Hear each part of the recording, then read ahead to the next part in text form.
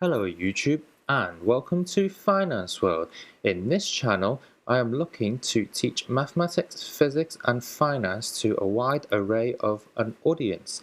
The audience that I'm looking for are students who are taking mathematics or physics or economics at GCSE or A-levels.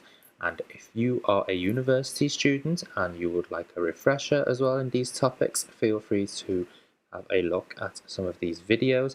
And for the wider generic audience, if any of you would like a refresher on this, please feel free to also view these videos.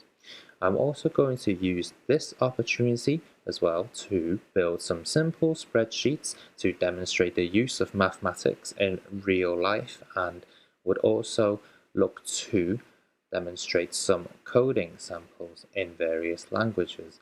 Now, I am very much aware there are very smart developers out there, and a lot of them can code in a way which is a lot better than I am.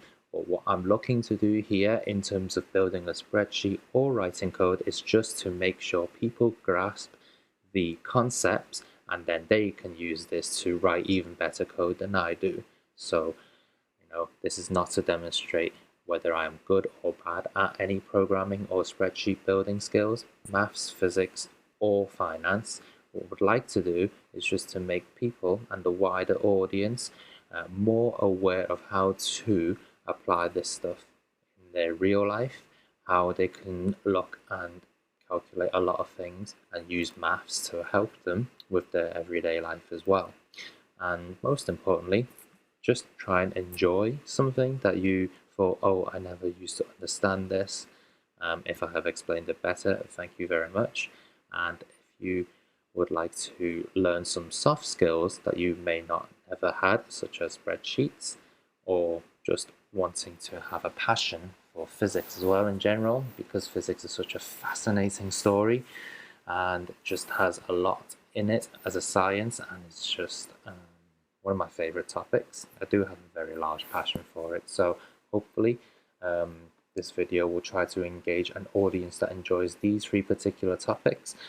I'm not a person that thinks science is a science and a social science is not a science. I tend to believe that sciences can all be connected to each other, which is why I think being a maths and physics type of person, I believe all of the logical understandings can be utilized in the world of finance as well. So if you like what this channel is about to deploy to you in terms of videos, please like and subscribe, and then I'll see you very shortly in my very first mathematics video, which I will talk about algebra.